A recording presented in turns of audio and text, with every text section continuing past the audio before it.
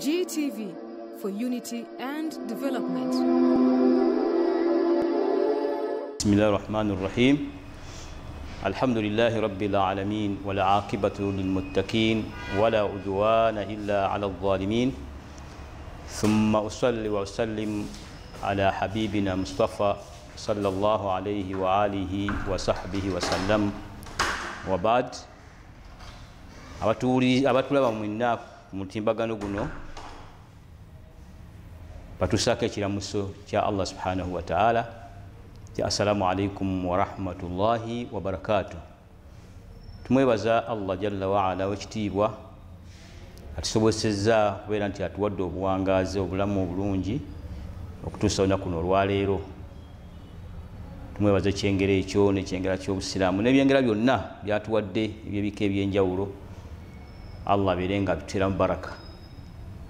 Naawe bonna abali mu bulamu butali bwa bulijjo mu ngeri ez'enjawulo, mu bulwadde, mu ki, mu busibe, mu kunyigirizibwa kwonna, Allah subhanahu wa ta'ala abeerenga abateerawo makhrajan wa sabila, abateerewo obufulumiro oba obuwonero mu mbeera eyo yonna gye balimu eteri ya bulijjo. Naabo Allah subhanahu wa ta'ala bajjuludde, abeerenga abasonyiwa ebyabasubako ng'abantu, abeerenga abagaliziza kabuli zaabwe. Nabwe kikyo tugenda mu maaso n'okwejjukanya mu ddiini yaffe eno Busiraamu ku lwa aya ya Allah subhanahu wa ta'ala egamba nti fadhakkiru fa inna dhikira tanfa'u almu'minin. Jjukiza kubanga okujjukiza kugasa omukkiriza. Ebiseera ebisinga obungi tugenda mu maaso nakwejjukanya kubanga bingi tubiwulira, bingi tubisoma, bingi kale bimu tetusobola kubeera nti tubimalayo, naye nga bwe tujja wano ebiseera ebisinga obungi tujja kwejjukanya ku ddiini yaffe eno Busiraamu butya bwe tulina okuwangaala kuno ku nsi wakati waffe ne bantu bannaffe be tuwangaala nabo okusinziira ku njigiriza y'eddiini eno Busiraamu, butya bwe tulina okuwangaala wakati waffe ne Allah subhanahu wa ta'ala.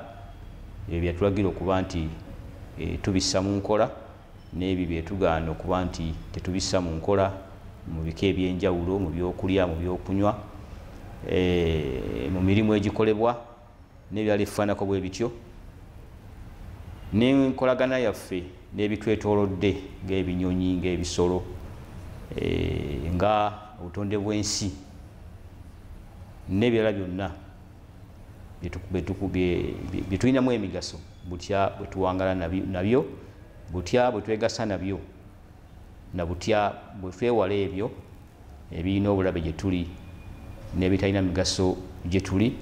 Ebyo byonna n'ebifaanako bwe bityo tubyejjukanya mu ddiini yaffe eno Busiraamu, nga tunoonya butya omubaka Muhammadin sallallahu alaihi wasallama byabeera nga atuyigiriza. Nabwe kityo okwejjukanya kwaffe tugenda kutambulira ku limaadha nakhtalifu fi lislam.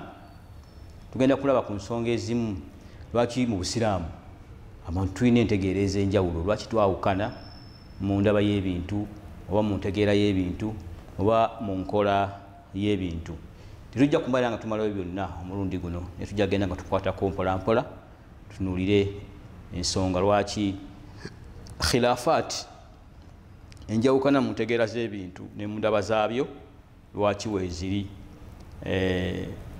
Ekirala tuyinza okutunuulira ku adabu al khilaaf, era empisa mu kwawukana kw'entegeera zirina kubeera nga zibeera zitya mu bufunze.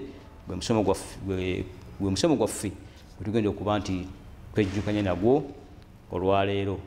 Allah subhanahu wa ta'ala tugamba mu kitabu ekitukuvu Qur'an baada a'udhu billahi minash shaitani rrajim, id'u ila sabili rabbika bil hikmati wal maw'izati al hasana wajadiluhum billati hiya ahsan.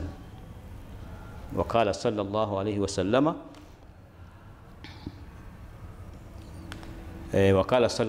wa sallama innamal a'mal binniyat wa innama likulli imri'in ma nawa.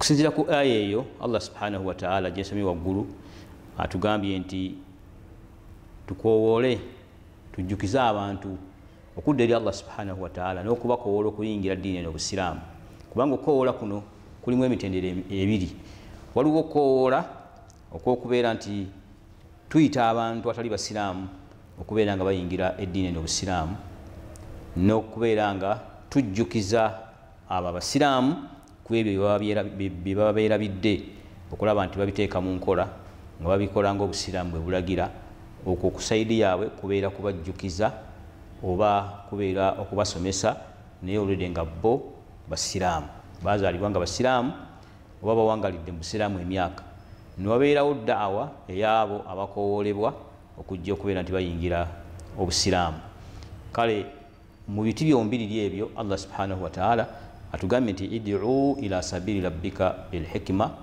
beera ng'okoowoola abantu abo abatali basiraamu mu mbeera zaabwe zonna ez'enjawulo kubanga ekigambo butali busiraamu kikuŋŋaanya abantu ab'ebika eby'enjawulo kikuŋŋaanya annasaraniyuuna mwe muli abaprotestanti n'abakatuliki oba almasihiyuuna kyekiyinza okubeera nga kibagatta awamu ti bonna abo bonna abakkiririza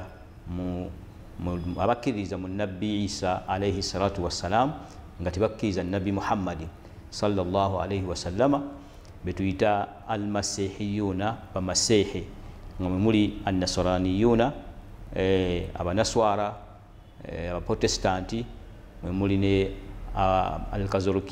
abakatuliki abo bagwa wansi wa almasihiyuuna abakkiriza mu nabbi Isa alayhi salatu wassalam nabbi Isa ffe nga basiraamu tumukkiriza naye ekyenjawulo kuffe tukkiriza nti ekiseera kye ekyobwannabbi kyajja n'obubaka ne kiggwako era n'abanga asikkirwa omubaka Muhammadin sallallahu alayhi wasallama kyekyenjawulo wakati waffe nabo bo tebakkiriza nti ekisanja kya nabbi Isa alayhi salatu wassalamu ekyobubaka kyaggwako n'ebirala ebyenjawulo bye twawukana nabo mu ebiri naye nga mu njogera eyawamu oba mu ntegeera ey'amangu tife abasiraamu tukkiririza mu nabbi Isa alayhi salatu wassalamu bo gwe bategeera nga Yesu Kristo oba Isa almasehe mbatali basiraamu nembeeramu era omutendero ogwokubiri gwe gwabo abakkiririza mu nabbi Musa alayhi salatu wassalamu naye nga ate tebakkiriza mu Isa ate tebakkiriza mu nabbi Muhammadi sallallahu alayhi wasallama kubanga okujja kwa nabbi Musa kwagobererwa nabbi Isa amanyikiddwa nga Yesu Kristo mu nzikiriza ezo ne kugobererwako okujja kwa nabbi Muhammadin sallallahu alayhi wasallama kakati abakkiriza mu Isa mu Musa alayhi salatu wassalam be tumanyi nga abayudaaya oba abasinga obungi leero basangibwa mu ggwanga eriyitibwa nga Isirayiri akati abayisirayiri abo oba abayudaaya abo bo tebakkiririza mu bannabbi bano ababiri tebakkiririza mu Isa ate era tebakkiririza mu nabbi Muhammadin sallallahu alayhi wasallama naye erinnya erisobola okuba nti libagatta bonna awamu mu ddiini yaffe busiraamu tubayita ba ahlul kitaabi bannannyini kitabo oba bannannyini bitabo ebyava mu ggulu kubanga abo bombi nga bwe tubalabye abakatuliki n'abaprotestanti n'abayudaaya bakkiririza mu bannabbi ababiri abaprotestanti n'abakatuliki mu Isa abayudaaya betulabye nti be abayisirayiri bo bakkiriza mu Musa kati fe abasiraamu bannabbi abo bonna tubakkiriza naye nga bwe mbategeezezza nti fe ekyenjawulo tukkiriza nti ebisanja byabwe byajja nga buli kimu kiggwako ne bajja nga basikirikagana mu myaka egy'enjawulo nga bwe byajja bitambula nabwe kityo nti bwe tuba tukoola abantu abo ba ahlul kitaabi nga bwe tukirabye bannannyini bitabo kubanga bakkiriza mu bitabo ebyava mu ggulu newankubadde tife nga abasiraamu ebitabo ebyo tukkiriza nti byakyusirwamu mulimu buyino yasangulwa mulimu buyino yayongerwamu naye tekijjaawo kuba nti ebitabo ebyo weebiri nga al enjiri wa zabur ne zabuli n'ebitabo ebirala byonna ebyava mu ggulu ffe tubeera nga tubikkiririzaamu nti ebitabo ebyo byakka okuva wa Allah subhanahu wa ta'ala. Ne tubeera n'abantu betukoola okujja eri obusiraamu ekikaate era ekirala kyeky'abantu abatakkiririza mu Allah subhanahu wa ta'ala nti gyali, kubanga bano ababiri betulabye abayudaaya n'abanaswala bakkiriza nti Katonda gyali, bal yushirikuuna ma Allah, naye mu kubaayo kwe ate ne bakola ebintu ebimugattako. Kati ng'ekyogamba nti Isa mwana wa Katonda, abamu ne bagamba nti yafuukira ddala Katonda, n'ebifaananako bwe bityo. Yushirikuuna ma Allah, era bw'omubuuza nti Katonda gyali ajja kukwanirwa nti Katonda gyali, aliriddawo era ajjaga nti ali mu ggulu, era akkiriza nti waliyo okusasulwa empeera ng'ani asasulwa ye Katonda. Ebyo byonna tukkiriziganya nabo Abayahudi n'Abanaswara ne ba ahlul kitaabi bonna Katonda gyali. Katonda ajja kuzingako ensi eno, waliyo okuzuukira, waliyo okubalibwa, buli omu asasulwa ekyo yakola kuno ku nsi. Ebyo byonna tubikkiriza nabo ba ahlul kitaabi bonna abakkiriza mu bitabo ebyava mu ggulu. Naye wakati mu kukkiriza okwo ne tubeeramu be twawukana nabo, abo be ba ahlul kitaabi. Ne wabeerawo almushrikuun aw almulhiduun, wabeerawo abo abashiriku bo nga tebakkiriza ddala ku Allah subhanahu wa ta'ala, ne wabeerawo abagaanira ddala Katonda taliiyo. Eyo nayo kategore gyeriyo nga tena nabbi n'omu gwekkiririzaamu, wabula beesinza lubaale, beesinza amasanamu, beesinza amayinja, bali awo bakozesa nnyo obwongo bwabwe okunoonyereza lwaki ku nsi kwe bali, lwaki baawukana ku bisolo, bo ne baba nga batambuza amagulu abiri, ensi yabeerawo etya, ne baginyonnyola mu nnyonnyola eyaabwe gye bayita eya saayansi mu ngeri emu oba ey'enjawulo. Abo bonna betuba nga tubakoowoola okudda eri Allah subhanahu wa ta'ala, bali abagamba nti Katonda taliiyo, okubategeeza nti Katonda gyali era yatonda ensi eno n'ebigiriko byonna, era okumumatiza nti tewali kimpanze nojjanga okyukakyuka okufuuka omuntu, kubanga balina endowooza eyo gye bali. Tifena twali mu kifaananyi ky'aba twali tutegeera nga bikimpanze, oba twali bikimpanze enkima n'enkobe n'ebifaanana bwe bityo, naye olw'ekyukakyuka y'ensi nejjanga ekyuka, ffe ne tujja nga tufuna entegeera ey'enjawulo, ne twawukana ku biro ebyasigala mu nsiko ne tufuuka abantu. Balina entegeera eyo. Kati okugimuggyako omumutegeeza nti Allah yakola omuntu nga muntu, n'akola kimpanze nga kimpanze, n'akola enkobe nga nkobe, yadda ng'erina byefaanaganya n'omuntu, n'akola enjiibwa nga njiibwa, n'ejjuba nga jjuba, newankubadde nga bifaanagana mu bingi. Ekyo Allah subhanahu wa ta'ala kyatugambye nti id'u ila sabili rabbika bilhikma, abantu abo bayite okujja eri obusiraamu, okutegeera Allah subhanahu wa ta'ala nti yabatonda bilhikma, n'amagezi ag'ekika ekya waggulu.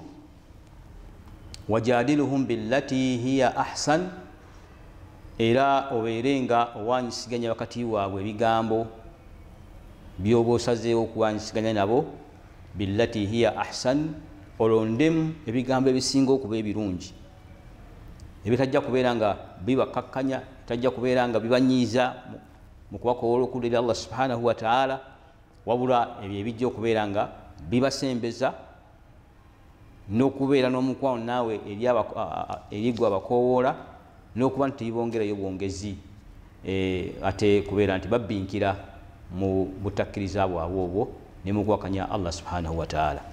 Nabo ekyo ye aya eno tugamba nti id'u ila sabili rabbika bilhikma, koowoola eri abantu okudda eri Allah subhanahu wa ta'ala. Bwekuba nga ojjukiza basiraamu banno booli nabo mu busiraamu, bajjukize bilhikmati wal maw'izati alhasana, bajjukize n'okubuulirira okulungi mu Qur'ani y'ekitiibwa, mu ahadisi z'omubaka Muhammad sallallahu alaihi wasallama, mu byafaayo by'abasahaba abalongoofu abatukulembera, naye ng'okozesa ebigambo ebirungi. Wajadiluhum billati ahsan, bw'omuba nga tokozesezza aya oba tokozesezza hadisi, okozesezza ebigambo, kozesa ebigambo ebirungi mu ddaawayo okoola okudda eri Allah subhanahu wa ta'ala. Naye nga mulimu omuntu gw'olaba ng'akoowoola nga busiraamu omuluma nnyo, aya n'azijjayo, hadisi n'azijjayo, ebyafaayo n'abijjayo, naye n'akozesa ebigambo ebibi, nakozesa ebigambo ate byongerayo abantu bakoola ng'okubalangira obukafiri bwabwe, ng'okubalangira obushiriku, okugatta kwa Allah subhanahu wa ta'ala ekirala, ng'okubalangira obwa bid'a, ng'okubalangira obubuze, ng'okubalangira ebyo bina kubeera kulangira, so tekubeera kukoola bantu kudda eri Allah subhanahu wa ta'ala, kubanga ensi yali enkola y'omubaka Muhammadin sallallahu alaihi wasallama nti yagendanga mubatakkiriza, yabalangiranga butakkiriza bwabwe, yabasonganga munwe nti mmwe muli bana bid'a, byemukola si bya busiraamu, n'ebirala ebifaananako bwe bityo. Olw'omubaka Muhammadin sallallahu alaihi wasallama yalinga akoola abantu nga basomera Qur'ani n'abajjukiza ebigambo by'omubaka Muhammad, ebigambo bya Allah subhanahu wa ta'ala. Bwe baagaananga n'alaba nga bakalubye, yaddangayo ekiro n'asula nga teyeebase, n'awanika emikono ewa Allah subhanahu wa ta'ala nga asaba Allah mugondeza abantu abo, agonze emitima gyabwe babeere nga bayingira obusiraamu. Eyali enkola y'omubaka Muhammad sallallahu alaihi wasallama, so teyali ya boggo, teyali ya boggo, teyali ya ddoboozi likambwe nnyo nga Allah subhanahu wa ta'ala bw'atugamba nti law kunta faddan galidha alqalbi lanfaddu min hawlika, singa wali faddan wa boggo galidha alqalbi, mukakanyavu wa mutima, muddaawayo ng'okozesa ebigambo ebikambwe, ng'obaaga omuntu nga si musannyalaze, ng'enjogera eriwo olwaleero abamu gye bakozesa baddo abakoowola abantu okudda eri Allah, naga nti namubaaze nga si musannyalaze, amakulu nti yamukasukidde ebigambo ebikambwe. Kati Allah kye yagamba nti law kunta faddan galidha alqalbi, singa wali wa boggo omukakanyavu w'omutima, lanfaddu min hawlik, baali badde mu kifo ky'okusembera gy'oli, babeere nga bakuwuliriza, babeere nga bakwegomba okuyigako, lanfaddu min hawlik, baali badde bakudduka buddusi. Nabwe kityo nti okwejjukanya kwaffe okwaleero nga bwe tugambye nti kuli limaza al ikhtilaafu fi ddiin au fi lislam, kiki oba nsonga ki tufuna enjawukana mu busiraamu. Ekyokubiri tugamba nti bwe ziba nga weeziri adabu al khilaafu, mpisa y'okwawukana eyo ku muntu gw'otokkanyiza naye mu ndaba y'ebintu ne mu ndowooza ne mu nkwata yaabyo, obeera nga weyise otya omuntu oyo gy'ali. Ekisookera ddala mu byetuleetera okubeera nti twawukana mu busiraamu oba hadisi y'omubaka Muhammad sallallahu alaihi wasallam gye nasomye nti innama al amalu binniyati wa innama likulli mru'i ma nawa. Mbaka tugamba nti buli kintu kyonna kye tukola mu busiraamu buno oba ku muko guno ogw'ensi kwe tuwangaalira, Allah subhanahu wa ta'ala akikkiriza okusinziira ku nniya yo gy'okikoleddemu. Hadisi eyo nkulu nnyo, bw'obanga togisomye lukwakwayo n'ogenda ng'ogiyimirako ku buli nsonga yonna, etegeeza ebintu bingi nnyo. Ti Allah subhanahu wa ta'ala akkiriza ibaada z'abantu zonna ze babakoze mu bika byazo, mu zaka, mu hijja, mu swala, mu swawumu, mu kusiiba, mu buli kimu kyonna ky'oba okoze nga kya ibaada, Allah subhanahu wa ta'ala akikkiriza ala hasbi nawayatina, okusinziira ku bigendererwa byaffe, so okusinziira ku ekyo kye tuba tulaze ekyokungulu. Innama al amal binniyati, ti omuntu asobola okukola ekintu wakati mu kwawukanako ng'akwawukanyeeko mu ndabayo ne mu ntegeerayo, nga guyinza okwebeera nti kyakola tekiriiko njigiriza ya mbaka Muhammadin sallallahu alaihi wasallama kwasinziira okukikola, naye Allah subhanahu wa ta'ala n'amusasula hasbi nniya, okusinziira ku nniya omuntu oyo gy'aba asinziddeko okukola ekintu ekyo. Wa innama likulli mru'i ma nawa, buli muntu agenda kufuna ekyo ky'aba anuyiridde.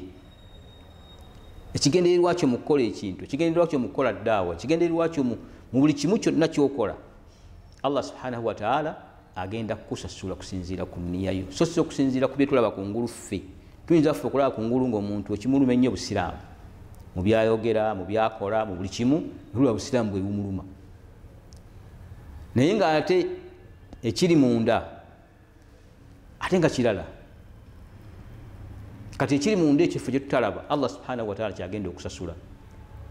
Bwewanga obusiraamu bwe bwali bumuluma mu kukola ekintu ekifo kitulaba ng'oba oliawo mu ntegeera yaffe ya bulijjo mu ndaba ey'ebintu okusinziira ku hadisi ze tulina okusinziira ku aya ze tulina tusobola okulaba nga ma yafaaluhu la yuwafiqu ma an-nusus nga kyakola tekibeera nga kikwatagana n'ebyo ebiriko bwino okuva mu Qur'ani oba okuva mu hadisi z'omubaka Muhammadin sallallahu alayhi wa sallama ne Allah subhanahu wa ta'ala nabeera nga amusasula kusinziira ku bulungi bw'enniya gye yakozesezaamu ekintu ekyo. Kati aya zino ebbiri tubeera nga tujja kuba nga tuzeesembesa mu njawukana zaffe ze twawukanamu mu ntegeera y'ebintu oba mu ntegeera y'eddiini eno busiraamu, nga si kwawukana kwa kwonoona busiraamu, si kwe tuliko wano, wabula okwawukana okunoonya fahamu qasdi rasuli au fahamu maana al aya au qasdi al aya, nga okwawukana kutegeeza kwekwo okusinziira buli omu bwe yategeeramu aya, okusinziira buli omu bwe yategeeramu hadisi y'omubaka Muhammadin sallallahu alaihi wasallama, okusinziira buli omu bw'ataputamu ekigambo ky'omumanyi. Awo wetutunuulidde tisinga enjawukana eyo ebeerawo tugikwata tutya mu busiraamu abaffe era ekkirizibwa oba nedda. Omuntu aba yawukanye naawe mu ntegeera y'ebintu ne mu ndaba yaabyo tumutwala nti mukafiiri, tumutwala nti munabbidaa, muzuuzi azuula ebintu mu ddiini, tumutwala nti wa muliro, tulina kumuvuma buvumi kubanga tategedde nga bwetutegedde, tulina kubeera nga tumutwala tutya.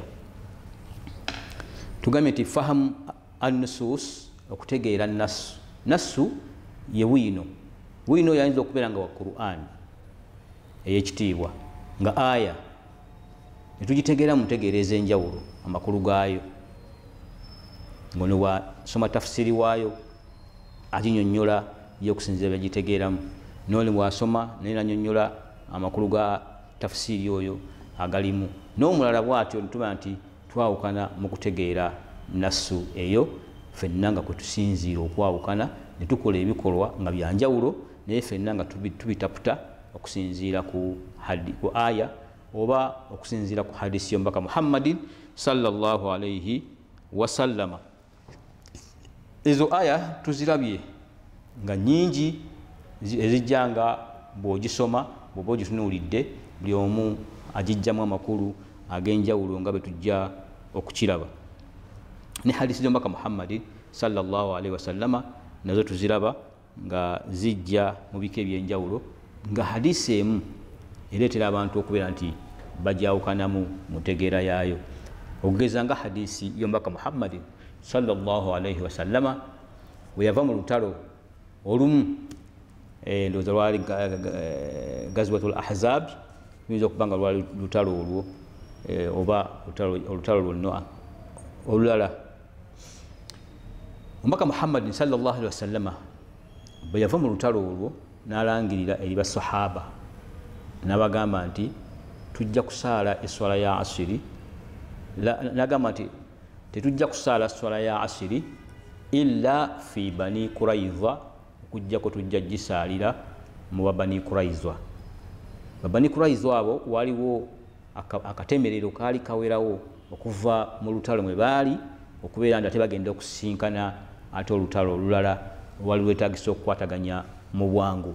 Kati omubaka Muhammad sallallahu alayhi wasallama n'akozesa hadisi eyo nti tujja kusaalira eswala ya asiri mu Bani Quraiza.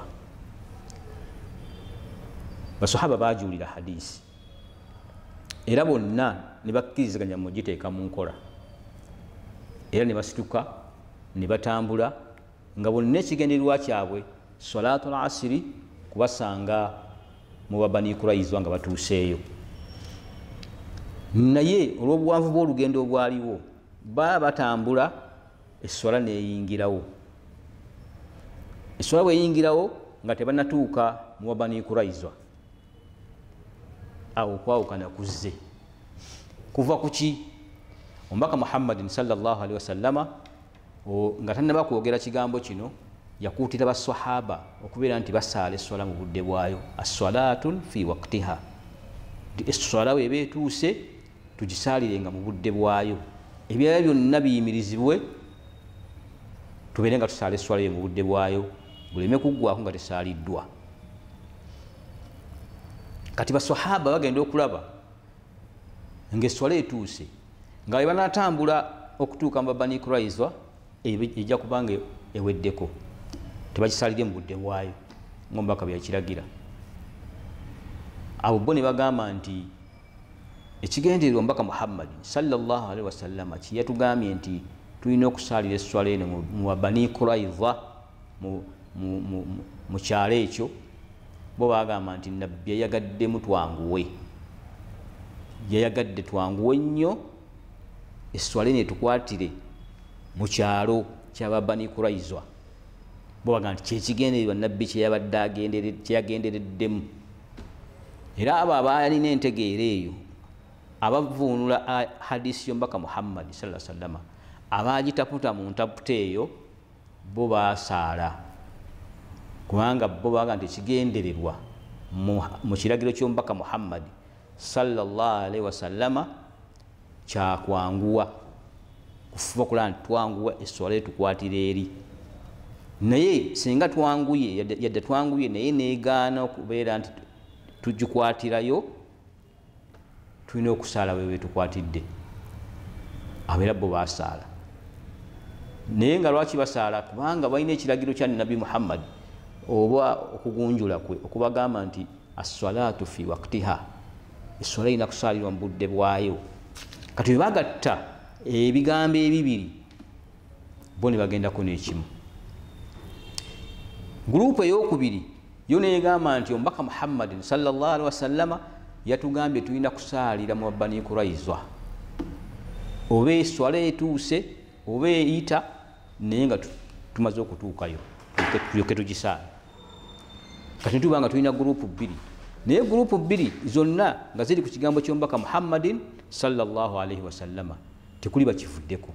Kakati baawukanye mu ntegeera ya hadisi oba mu ntegeera ya bwino, buli omu n'agivuunula okusinziira ku nzivuunula ye. Ekyo omubaka Muhammad sallallahu alaihi wasallama kye yatugamba nti innamal a'malu binniyati, ti abo bonna ekigendererwa kyabwe bwe kibanga kyabadde kussa mu nkola kiragiro kya omubaka Muhammad sallallahu alaihi wasallama, bana bakiteekamu nga bagamba nti as-salatu fi waqtiha, esswala tulina ogisalira mu budde bwayo. Nabbi yadagalamu kwanguwa, era kituufu twanguye tetugayadde, naye esswala etukutte tulina gisaala. Abo Allah basasula okusinziira ku nniya yaabwe.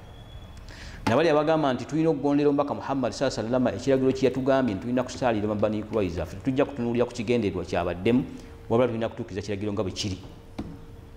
Abo nabo baafunamu era mu kugondera omubaka Muhammad sallallahu alaihi wasallama tewali n'omu akaafuwala ku bo atugamba nti ono mukafiiri oba ono yawukanye ku kiragiro ky'omubaka Muhammad sallallahu alaihi wasallama. Ekyo tugamba nti fahamu nusus, okutegeera bwino kituleetera okwawukana mu ddiini eno Busiraamu. Ddiini Busiraamu ngazi nnyo, yakusoma, yakuyiga, yakukola risaaki, kunoonyereza. Lwaki? Liannahu salihu likulli zamani wa makani, kubanga eddiini eno Busiraamu etuukirira, etambula n'omulembe gwonna, etambula n'ebifo byonna we biba biri. Si nkalubo nti olwokubanga eddiini eno Busiraamu eri wano mu Afirika ate tesobola kubeera ng'egenda mu Europe nebeera nti esobolayo. Buli wamu wonna eddiini eno Busiraamu ebeera nga etambulirawo, egonda, eri flexible, etambula n'embeera z'ekifo kizeebeesanzeewo, etambula n'embeera z'omulembe ogwo gwennyini gweba eriko. Kikyentegeeza nti tewaliwo omulembe gujja kujja ng'Obusiraamu tebumakinga nagwo oba tebutambula nagwo, era tewaliwo kifo kyonna kijja kujja nga Obusiraamu tebusobola kukibeeramu. Olw'okuba abantu b'ekifo ekyo banjawulo mu mbeera bweti Obusiraamu tebusobola kutambula nabo. Yensonga lwaki ti Obusiraamu bugazi nnyo, yensonga lwaki omubaka Muhammadin sallallahu alaihi wasallama teyafassala Qur'ani, teyatemaatema Qur'ani makulu gaayo kugamalayo.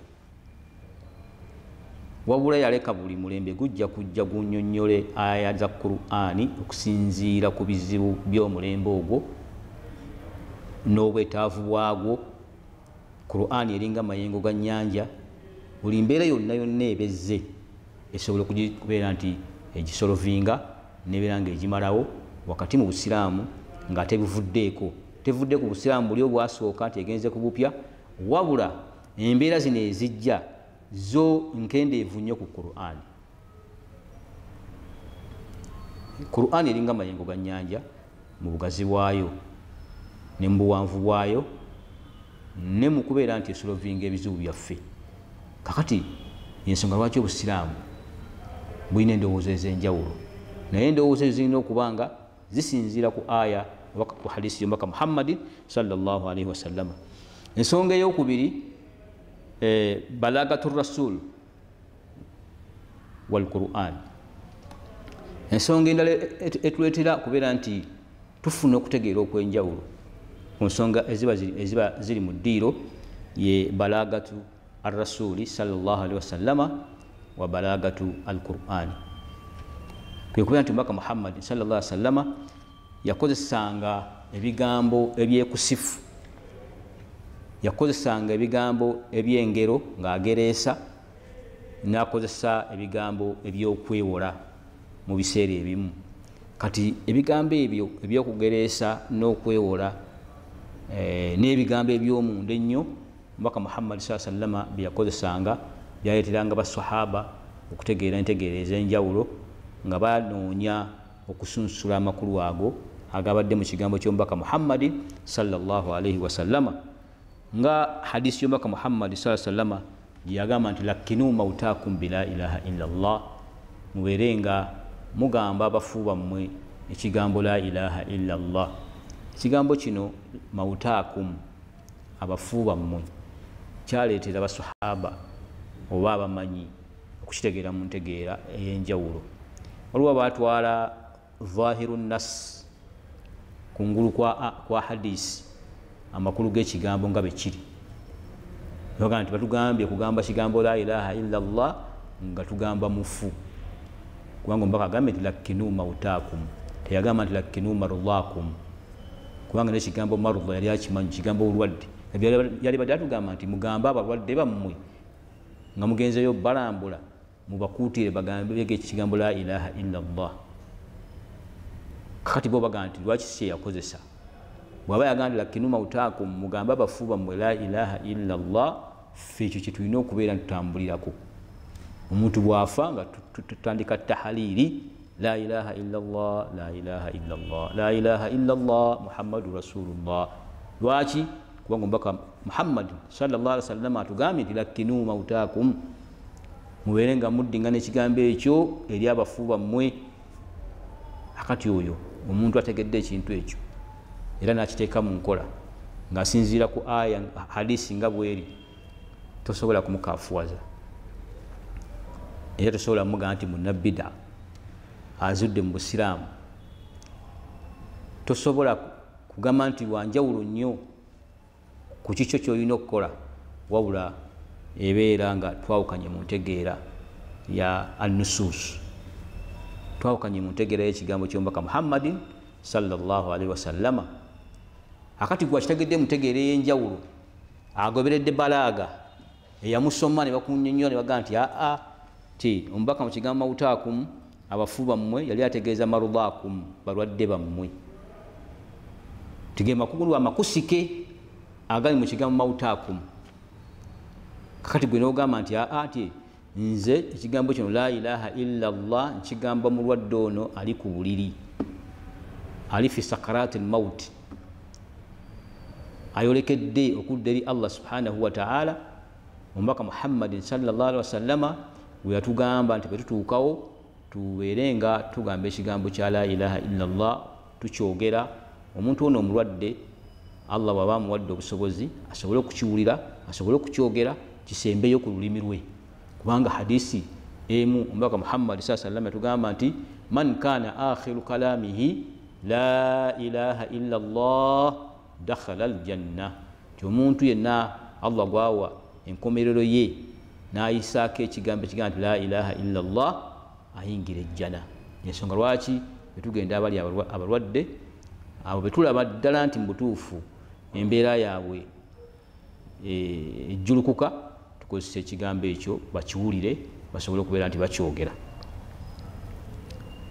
Ezo entegeereza emirundi ebiri.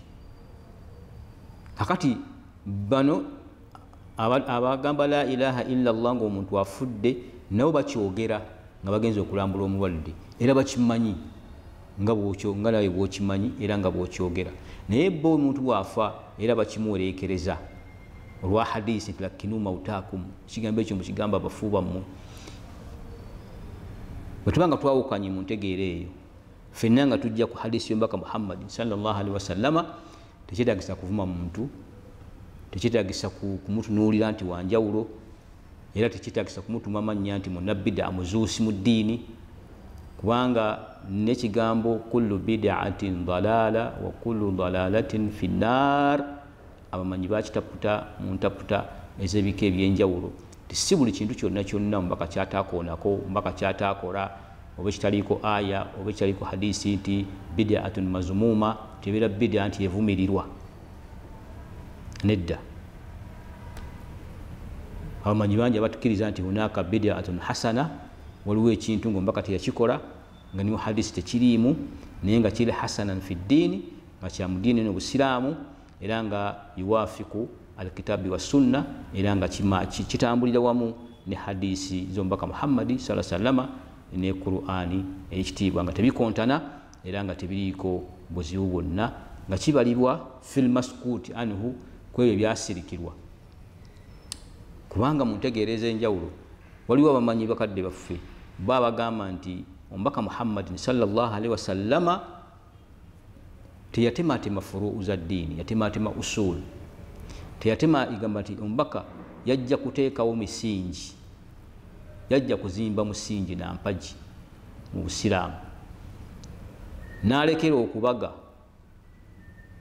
n'okukaabuga n'okumaliriza ennyumba eri abamanyi mu ddiini n'obusiraamu okulaba nti bateekamu ebyo ebigenda n'omusingi ogwo gwe yakola ki, gwe yaleka ateese, era nga tebimenya mpagi ezo ziyaleka amaze okusimba.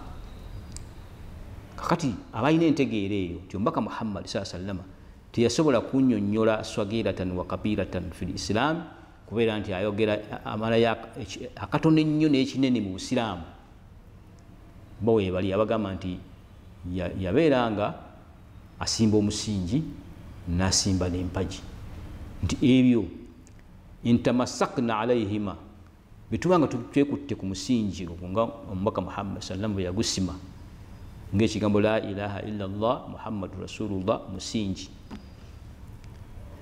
ng'ekigambo aswawumu okusiiba mwezi gwa Ramadhaani musingi wa mpagi, nga as-salawatul khamsa salat 5 musingi era mpagi, nga Qur'an ekitiibwa musingi era mpagi mu busiraamu bwaffe.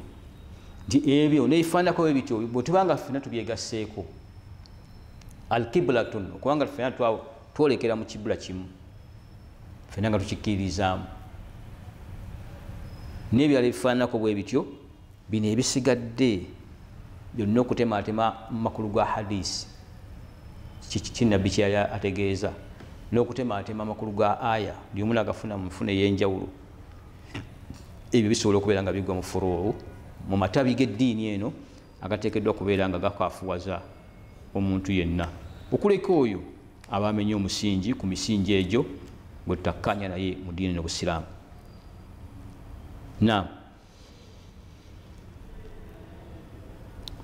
Era ezimu ku nsonga ezireetera abantu okubeera nti twawukana mu ntegeera, al ikhtilaafu fi zamaani wal makaan fi baadhi al ahkaam.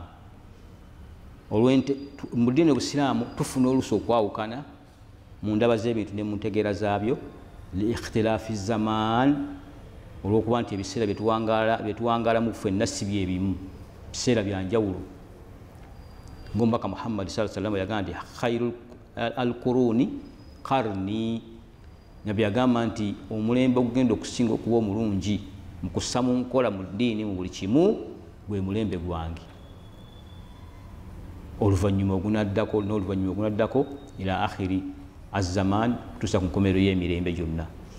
Akati okwawukana kw'emirembe gino nagyo emu ku nsonga nti tetusobola kutuukiriza bintu ng'omubaka Muhammad sallallahu alaihi wasallam bwe babituukiriza abaali ku mulembe gwe n'abaali ku mulembe gw'abakhulafa urashidin ba Abubakar wa Umar wa Usman wa Ali.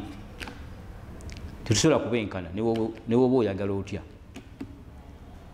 n'abaddirira abo mu bigere battabi'uuna abaagoberera bali n'abaabagoberera tetusobola kubenkana mu ntuukiriza gye batuukirizaamu buli kintu nga banoonya okubeera nti babikola ng'omubaka Muhammadin sallallahu alaihi wasallama bwe yabikola nti buli mulembe lwe gujja nga gweyongera eno wansi n'okusaabuluka kweyongera. Akati bw'oyagala gwe ekintu kituukirire nga ku mulembe gw'omubaka Muhammadin sallallahu alaihi wasallama ekyo kisobola okuvaamu enjawukana nga tekisobola kutuukirira nga bwe kyali ku mulembe gw'omubaka Muhammadin sallallahu alaihi wasallama li ikhtilaafi zaman olw'okwawukana kw'omulembe wal makaani n'ebifo. Ebifo byonna nabyo birina athar fi ikhtilaafi, birina ensonga emu ebituleetera okubeera nti twawukanamu mu ndaba z'ebintu mu ddiini eno busiraamu nga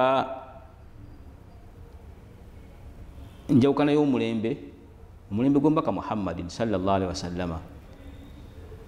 Ekigambo kutalaka fenna nga tukimanyi okutalaka omukazi ku mulembe gw'omubaka Muhammad sallama kyayina alfaaz enjatula zaali 3 ng'omuntu gamba nga omukyalo olina okumutalaka emirundi 3 ogwokusatu ebeera talaka baina ng'ettalaka eyo tokyamuddira.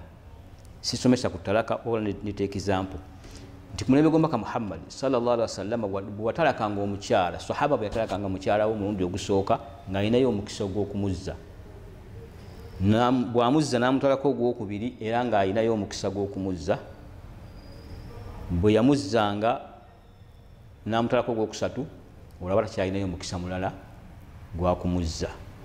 Kati ettalaka ne zibeera nga ez'okuddingana ziri 2 kasita eyokusatu eruma mba temukyaza ey'okuddingana na mukyalo oyo.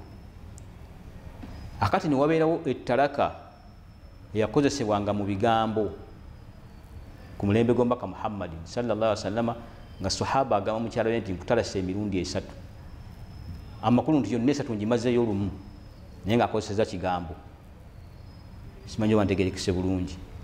Talaka zino 3 oba 2 okuba nti okyalina omukisa oguddira mukazi wo zirina okuba nga omukazi omutalase mu biseera eby'enjawulo so si mu bigambo naye mu biseera n'omutalaka mu mwaka guno niwayitawo emyezi 4 oba 5 n'oddamu n'omutalaka egi ziba talaka 2. Naye ku mulembe gw'omubaka Muhammad sallallahu alaihi wasallam basahaba bateekawo ekigambo ekigamba nti nkutalasa emirundi 3 amakulu nti seetaaga na kuddira gino omurundi ngimazeeyo gyonna lumu mu kigambo. Kati ku mulembe gw'omubaka Muhammad sallallahu alaihi wasallam talaka eyo nabbi yagigaana ey'ekigambo nti nkutalasa emirundi 3 amakulu nti sikyalina lukusa lukuddira. Nabbi yagibalangamu talaka emu nti ne bwoba okyogedde nti mukazi wange mutalasa emirundi 3 ye nabbi Muhammad sallallahu alaihi wasallam ku mulembe gwe yakibalamu talaka emu ng'okyalina omukisa oguddira mukyala wo. Omulembe bwe gwajja gukyuka nabbi n'avaawo Abubakar n'amusikira radiyallahu anhu naye n'agenda ng'embeera ekyali bwetyo. Umar radiyallahu anhu najja oluvannyuma lwa Abubakar ng'afudde n'akwata obukulembeze bw'obusiraamu. Omulembe ne guba nkutandise okusaabulukukamu ne bakozesa ekigambo nkutalasa emirundi 3 mu nkozesa etali ya buvunaanyizibwa. Umaru bwe yakiraba nga ekigambo bakizannyiddemu kitegeeza omulembe gutandise okukyuka. Buli ogamba obwesigwa obwali mu bantu obutamala gakozesa bigambo bwali butandise okusaabulukuka. Umaru n'agamba nti anaddayo okukyogera nti omukyala mutalasa emirundi 3 kijja mubalwako era buli yagezako kukyogera nti nkutalasa emirundi 3 ku mulembe gwa Umaru nga kimubalwako omukyalo oyo nga amutalaka emirundi 3 tamuddira nga kimubalwako. Lwaki? Ikhtalafa zaman, ekiseera kyali kitandise okukyuka okusinziira ku baaliwo ku mulembe gw'omubaka Muhammad sallallahu alaihi wasallam. Ne Umaru engeri gyalabanga embeera ekyuse n'agamba naye kati nyina okukyusa n'akibakaka kibeere bwe kityo. Akati ekyo example tugireese okulaba nti okwawukana kw'omulembe kimu ku bituleetera okwawukana mu ndaba z'ebintu ne mu nkola zaabyo. Ku mulembe gw'omubaka Muhammad sallallahu alaihi wasallam ekigambo nkutwalasa emirundi 3 tekyakolanga, ate ku mulembe gwa Umaru radiyallahu anhu ekigambo nkutwalasa emirundi 3 ne kikola. Bwe kyakola ku mulembe gwa Umaru, Ali radiyallahu anhu najja n'asikira Umaru. Bwe yalaba ng'embeera eteredde nga tebakyazanyira mu kigambo ekyo kiteredde, embeera neddayo ng'omuntu agamba nti nkutwalasa emirundi 3 baba tebakyakibala, kubanga era akaseera ako omulembe ate gwali gukyuse n'abantu abaali baguwangaaliramu mu nkwata zaabwe ez'ebintu. Tulaba nti kyekimu ku bintu ebituleetera okubeera nti twawukana mu ntegeera zaffe.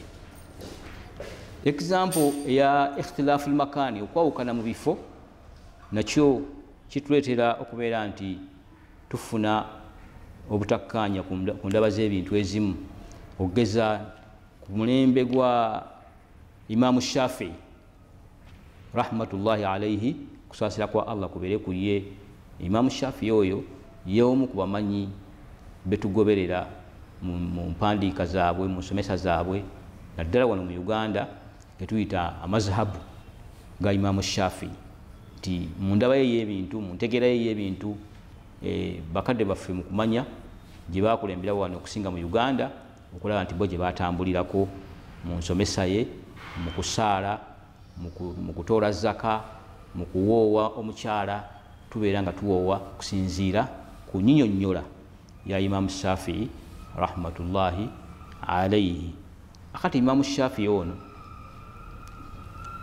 bwe yava e Baghdad mu Iraq, yawangaalira e Makka, yawangaalira mu bifo ebyenjawulo ng'asoma e Yamani, olwedde yazaalibwa Falastini, kifo kyali kirala, n'agenda e Yamani, kifo kyali kirala, n'awangaalira e Makka, Madina ng'asoma, ebifo byali birala, n'avaayo n'agenda e Iraq, e Kufa, n'awangaalirayo ng'akola ddaawa, kifo kyali kirala, n'avaayo n'awangaalira e Masiri, nayo ekifo kyali kirala.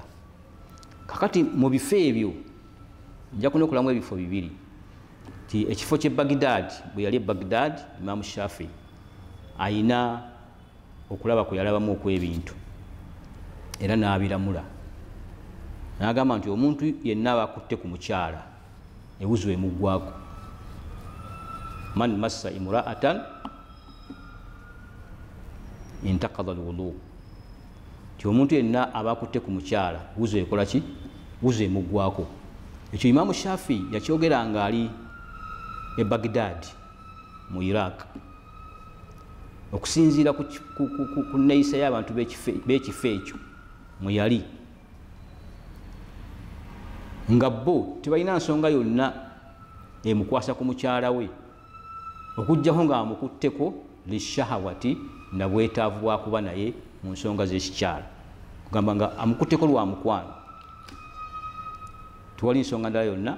Kati Imaamu Shafii bwe yalaba ekintu ekyo nga yali ada yaabwe, ezaali embeera zaabwe e Baghdad mu kifo ekyo mwe yali awangaalira, n'alamula n'agamba nti omuntu yenna bw'akwata ku mukyala ewuzu emuggwako. Lwaki? Kubanga aba amukutteko lwa bwagazi, ewuzu ebeera emuweddeko. Ga mazhabu ga Imaamu Shafii, era naffe tukimanyi nti omuntu bw'akwata ku mukyala ewuzu emuggwako.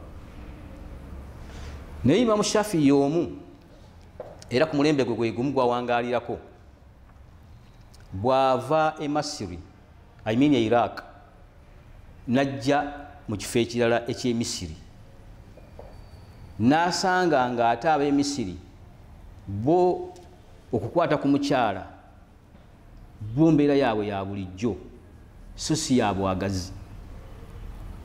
kwa Misiri balina enkola yaabwe mukyala omuntu waba ne mukyala we amukwatako ku mukono bwati wano mukono n'aguteera wano bwe bati ne batambula babiri mukyala omwami akulembera mukyala n'avaako emabega naye ng'omukono gw'omukyala omwami agukwatidde muno bwati ne batambula akati eyo urufu yaabwe ye kalicha yaabwe by'obuwanga bwabwe so sigamba nti amukutteko lwa bwagazi abantegerekese mu kintu ekyo Iraka omuntu bwakwata ku mukyala bwali bwagazi nga tewali nsonga ndala yonna Imam Shafi n'agamba nti omuntu anakwata ku mukyala wuzo emugwako ate nga kituufu bw'ajja Masiri n'asanga nga kintu kya bulijjo omuntu mukazi we agenda amukutte ku mukono hukumu n'agikyusa okulamula n'akukyusa n'agamba nti ate wano omuntu akutte ku mukyala wuzo temuggwako kubanga ekigendererwa si kya bwagazi wabula nkola yaabwe eya bulijjo omuntu okukwata ku mukyala we ku mukono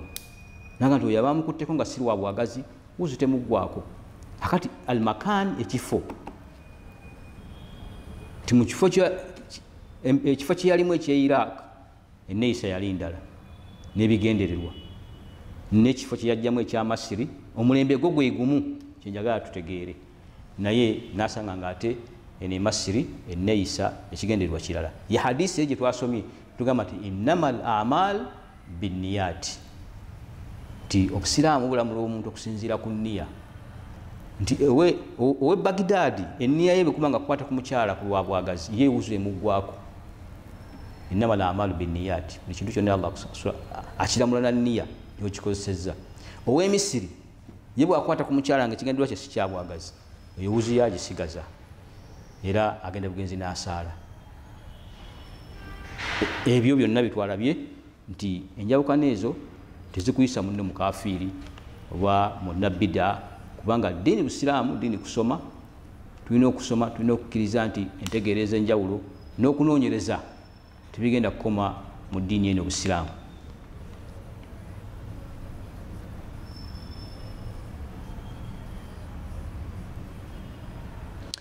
ensonga endala zetusinzirako okwawukana mu ntegeera z'ebintu al-urf wal adat wattaqalid kyekimwera kyetulabye tekyawukana nyo nekituva okulaba nti al-urf wal adat wattaqalid ebintu bino byawukanamu tulina kyetuyita al-urf urufu eno ebeera custom ebeera embeera gye mba mumanyidde mu kitundu wattaqalidi wal adat al adat wattaqalidi byagala okubeera nti bifaanagana naye ate byawukana yo urufu ekiyitibwa urufu oba ekiyitibwa kalica oba ndowooza mu Luganda kyekyenneeyisa y'abantu mu kitundu kiba kifuuse etteeka nti etteeka eryo kati nga wano ewaffe nti omukyala okufukamira nga abuuza bbaawe eryo lyafuuka tteeka wano mu mpisa za Buganda si Uganda yonna kubanga Uganda tulina cultures ez'enjawulo tulina amawanga ag'enjawulo buli ggwanga lirina kalica yaalyo lirina ebyobuwangwa byalyo lirina empa gye liwamu ekitiibwa omuntu buli ggwanga lirina embuuza gye libuuzaamu omuntu ey'ekitiibwa lirina entuula buli ggwanga gye lituulamu ng'entuula eyo eweesa ekitiibwa mu ggwanga eryo oba mu bantu abo nga bw'ogisanga mu ggwanga eryo ng'eweesa ekitiibwa ate mu ggwanga eddala nga taweesa kitiibwa okugeza nga mu Bawarabu e Misiri gye ntegeera ennyo omukyala bw'atuula nga tasazeeko ku ntebe n'atuula nga tasazeeko aba asitamye era kiba kya nsonyi omukyala alina kutuula nga asazeeko senga atudde ku ntebe addira omugulu ogumu n'aguwumba bw'ati olwo aba atudde bulungi e Masiri ate wano ewaffe omukyala singa atula ku ntebe n'asalako ate ffe tukiraba bubi nnyo aba ayisizza mu bantu amaaso era taba mugunjufu ate omwami e Masiri okutula n'asalako omusajja n'otula ku ntebe n'osalako ate bakiraba bubi nnyo ate wano ewaffe kya bulijjo musajja n'atula ku ntebe n'asalako newankubadde abamu tekiwa kitiibwa naye tebakitwala nnyo nga emasiri bwe bakitwala. Kakati kyembaddeko nti al uruf embeera ezo ezimanyikiddwa nga tezaawukana na Qur'an na hadisi ya mbaka Muhammadin sallallahu alaihi wasallama ng'ekyokufukamira. Akati wano okufukamira tetulina hadisi ekugaana, tetulina aya ekugaana, kubanga kitiibwa omukyala kyawa omwami ng'amubuuza. Kati eyo urufu yaffe oba ye culture yaffe mu kubuuza. Naye ojja kusanga omuntu omulala nga yalaba nti omukyala okufukamira nsobi mu ddiini Busiraamu akirabanga kuvunnama, abamu bakiyita kuvunnama nti aba avunnamye ate okuvunnama kwa kusaala kwokka oba tuvunnamira Allah subhanahu wa ta'ala yekka, abamu bakitaputa okuvunnama. Akati awo ne twawukana.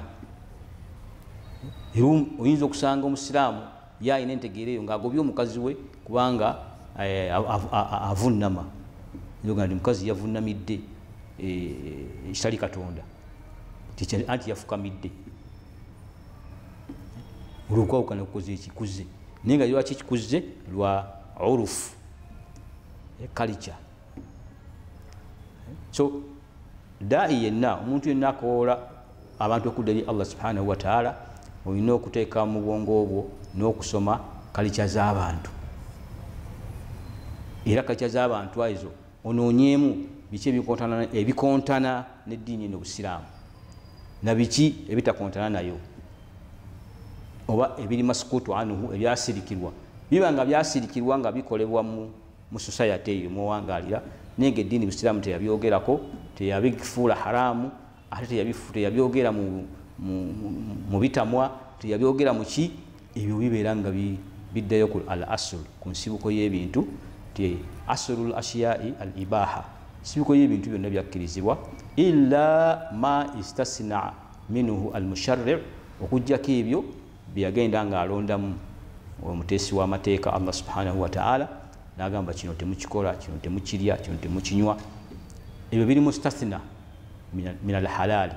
Haramu ali mustathna min al halali. Haramu ye mutono, halali ye mungi.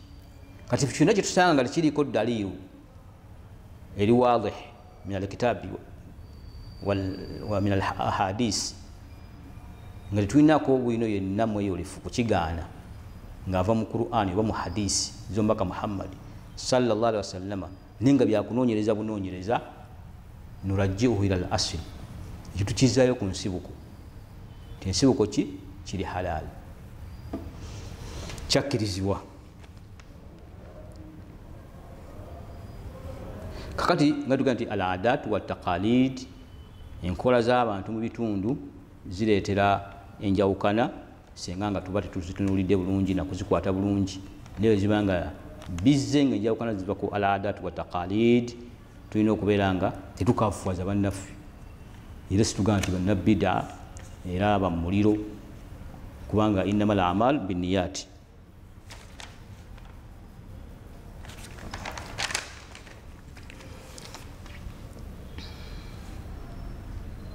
Ebintu byetwawukana nabyo bitwawukanamu mu ddiini n'Obusiraamu, twawukanamu al furu walaysa al usul, twawukana mu bintu eby'amatabi naye twawukana ku bintu bya nsibuko oba emisingi. Oba twakirabye nti ffenna Qur'ani tusomeemu tugikkiriza, tetujawukanako. Omubaka Muhammad sallallahu alaihi wasallam ffenna tumukkiriza, kigambo la ilaha illa Allah Muhammadu Rasulullah ffenna tewali akyawukanamu. As-salatu okusala, az-zaka, hijju al-baitillah, kugenda kulambula ennyumba ya Katonda, ebyo byonna tubikkiriza, tewaliwo n'omu abyawukanako. Ffenna tusala esswala ttaano naye zino eziddako eza sunna, ezo zifurulu. Sunna omulala ayinza okusala olunaku 2, omulala n'asala 8, omulala n'asala 12, ezo furulu matabi. Naye tewali ajja kusala swala za faradha 6 oba 7, oyo aba akoze bid'a mu Busiraamu eri kugamba wakullu yegwa mu kullu bid'atin dalala, singa oddira empagi ezibadde 5 n'ozifuula 6, eyo bid'a ekujja mu Busiraamu. Singa oddira omwezi gwa Ramadhan gwe tusiiba mu Ramadhan ate gwe n'ogamba tujja kusiiba mu Rajab weebuuze ne bida atakkirizibwa mu Busiraamu singa oddira ennaku ze tusiiba 29 oba 3 n'ogamba tujja kusiiba 36 obuuze ne bida atakkirizibwa mu Busiraamu singa hijja ogiteeka mu mwezi ogutali gwayo n'oteekamu n'ebikolwa ebitali byayo kubanga nabbi nti alhajju arafa mweroga nti nze nemba simiridde arafa hijja yange njirina ebyo bonna obukoze bida bitakkiriza mu Busiraamu era ekafuwaza omuntu emujja ne mu Busiraamu kubanga ebyo z'empagi z'Obusiraamu gwe musingi gw'Obusiraamu naye bino byonna ebisigadde duwa z'abafu okusabira omufu fina tukkiriza nti gyekuli asulu min usuli ddiini kikola mu bikolo by'eddiini okusabira omufu era teryakiwakanya naye kaifiyaati zino oluvannyuma lw'okuziika teryawakanya swala ya mufu swalatul jeneza teryagiwakanya fena tugikkiriza naye oluvannyuma lw'okumuziika awo oluvannyuma lw'omuziika tewakuvumisa musiraamu munno tewamukutunuza bubi okusigala nga amusabira mu nsabira yonna gyaba amusabiddemu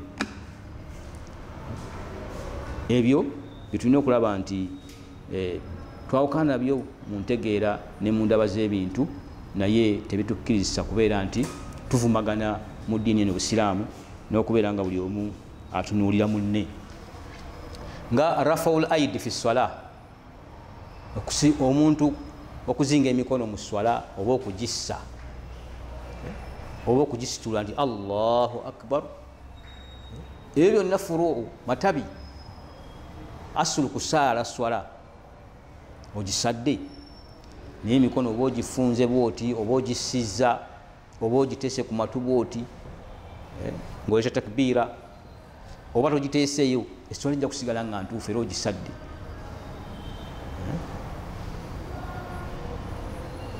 albasmala kusoma busimi mu swala kwa alfatiha n'ogireeterako oba togireeteddeeko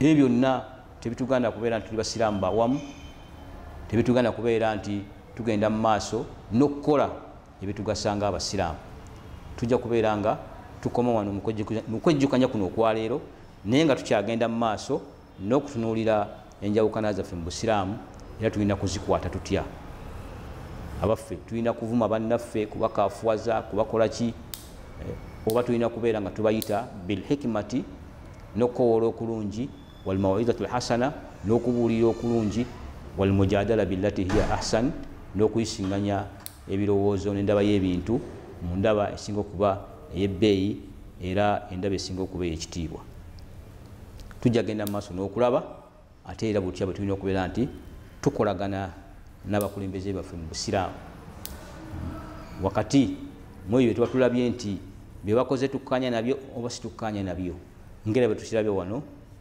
mu ddiini n'Obusiraamu nti omuntu ayinza okukola ekintu nga gwolaba nti tokkanyiza nakyo naye obanga tokkanyiza nakyo olina kubeera nti omukwato otya tukkirize tukome wano saba Allah subhanahu wa ta'ala atugase n'ebyo ebirungi ebiri mu kwejjukanya kuno era atuwa obulungi obukulimu ate atuwa obusobozi obujja okuba nti tukomawo twejjukanye omulundi ogujja sallallahu ala sayidina Muhammad wa ala alihi wa sahbihi wa sallam wassalamu alaikum wa rahmatullahi wa barakatuh. GTV for unity and development.